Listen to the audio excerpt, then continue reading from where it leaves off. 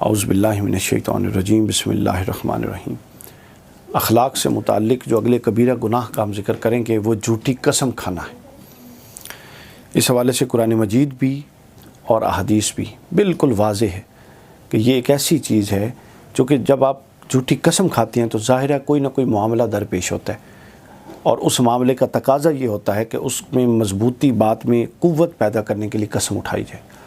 اور عام جھوٹ کے متعلق ہم نے بیان کر دیا کہ وہ علامات نفاق میں سے ہے، اور مومن کی، حضور نے فرمایا کہ مومن کی فطرت اور طینت میں جھوٹ نہیں ہو سکتا، اور وہ کتنا سخت گناہ عظیم ہے۔ تو اگر جھوٹ محض اس حد تک اتنا بڑا گناہ ہے تو جھوٹی قسم یہ کتنا بڑا گناہ ہوگا۔ سورہ آل عمران میں آیت نمبر 77 میں اللہ نے فرمایا، ان الذین یشترون بعہد اللہ وایمانہم ثمنا قلیلا اولئک لا خلاق لهم فی الآخرۃ ولا یکلمہم اللہ ولا ینظر الیہم یوم القیامۃ ولا یزکیہم ولہم عذاب علیم۔ جھوٹی قسم پر 4 وعیدیں ہیں اس آیت میں، اور پھر آگے حدیث میں بھی بالعنوان اسی ترتیب میں فرمایا کہ یقیناً جو لوگ بد عہدی کرتے ہیں اور اپنی قسموں کو تھوڑی قیمت کے عوض بیچ دیتے ہیں۔ جھوٹی قسم بولی اس لیے جاتی ہے کسی غرض کے لیے۔ آج کل تو اللہ معاف کرے یہ ماحول ہے کہ عدالتوں کے باہر گواہ لائن میں کھڑے ہیں کہ قتل کی جھوٹی گواہی اتنے کی، کسی معاملے کی اتنے کی، دوسرے معاملے کی اتنے کی، اور ہم بالکل دین سے ایسے نکل چکے ہیں جیسے تیر شکار سے نکلتا ہے۔ تو حضور نے فرمایا کہ جو لوگ اللہ کے عہد یعنی اللہ کے ساتھ کیے ہوئے وعدے اور اپنی قسموں کو تھوڑی قیمت لے کے بیچ دیتے ہیں، ان کے لیے آخرت میں کوئی حصہ نہیں، بس وہی ہے جو وہ دنیا میں لے رہے ہیں۔ اللہ تعالیٰ ان سے نہ تو قیامت کے دن بات کرے گا، پہلی وعید۔ اگر اللہ اپنے بندے سے مخاطب نہیں ہوگا تو پھر کیا اس بندے نے بندہ ہونا، کیا پایا پھر اس نے۔ دوسرا فرمایا ان کی طرف اللہ قیامت کے دن دیکھے گا بھی نہیں، نگاہ سے بھی محرومی، اور پھر فرمایا کہ ان کو پاک بھی نہیں کرے گا، اور پھر فرمایا کہ ان کے لیے دردناک عذاب ہے۔ یہ 4 چیزیں بیان فرمائیں۔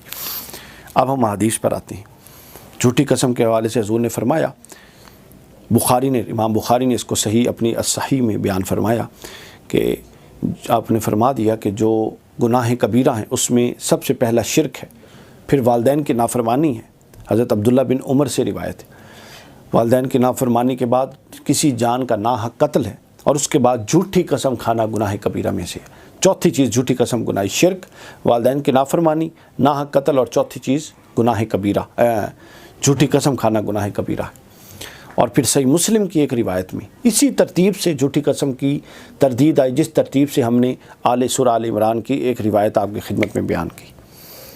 حضور نے فرمایا کہ جو صحیح مسلم کی حدیث فرمایا کہ جو شخص جھوٹی قسم کھائے گا، لا یکلمہ اللہ یوم القیامت، اللہ قیامت کے دن اس سے کلام نہیں فرمائے گا، اللہ تعالیٰ اس پر نظر کرم بھی نہیں فرمائے گا، اللہ تعالیٰ اس کی طرف اس کو پاک بھی نہیں فرمائے گا، اس پر عذاب دیا جائے گا، اس کو جہنم میں عذاب دیا جائے گا۔ کیوں؟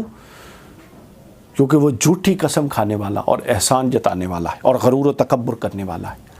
یہاں 3 چیزوں کے ساتھ ان وعیدات کو جوڑ دیا صحیح مسلم میں کہ اگر کوئی جھوٹا ہے، متکبر ہے، اور تیسری چیز بیان فرمائی کہ احسان جتانے والا ہے، تو وہ شخص ایسا ہے کہ اس شخص کو قیامت کے دن اللہ تعالیٰ کی طرف سے نہ نگاہ شفقت حاصل ہوگی، نہ شرف کلام حاصل ہوگا، نہ تزکیہ ہوگا، نہ عذاب سے بخشش ہوگی۔ اور جھوٹی قسم کھانے کا جو وبال ہے وہ کسی کا حق مارنے والا بتایا گیا کہ جھوٹی قسم ایسے ہی ہے جیسے تم کسی کا حق مارو، چونکہ عام طور پہ قسمیں اس طرح کے معاہدے اور معاملوں میں کھائی جاتی ہیں۔ اس لیے حدیث میں آیا کہ جھوٹی قسم کا گناہ اتنا ہے جتنا کسی کا حق مارنے والے کا گناہ ہے، اور حق مارنے والے کا گناہ یہ ہے کہ وہ جہنم میں رہے گا۔ صحیح مسلم کی حدیث حضرت ابو امامہ روایت کرتے ہیں، ابو امامہ حارثی روایت کرتے ہیں کہ حضور نے فرمایا کہ جس شخص نے قسم کھا کر حق مارا، کسی شخص کا حق مارا، اللہ تعالیٰ اس پر جہنم واجب کر دیتا ہے، اور اللہ تعالیٰ اس پر جنت حرام کر دیتا ہے۔ اور ایک آدمی نے عرض کی، یا رسول اللہ، خواہ معمولی سا حق مارا ہو، آپ نے فرمایا خواہ پیلو کی ایک ٹہنی، ایک پودے کا نام لیا، اس کی ایک ٹہنی جتنا حق بھی کیوں نہ مارا ہو. چونکہ بات اس کی نہیں ہو رہی کہ کوانٹٹی کتنی ہے جو حق مارا جا رہا ہے، بات یہ ہو رہی ہے کہ حق چونکہ مارا جا رہا ہے اور بذریعہ جھوٹی قسم حق مارا جا رہا ہے، لہذا آپ نے فرمایا کہ ایک درخت کی ایک ہلکی سی ٹہنی جتنا بھی اگر حق مارا گیا تو وہ بھی جھوٹی قسم کی وجہ سے جہنم میں جائے گا. اللہ تعالیٰ سے دعا ہے کہ اس معاشرتی برائی اور اس اخلاقی رذائل میں سے، اس بڑے گناہ سے ہمیں بچنے کی توفیق عطا فرمائے.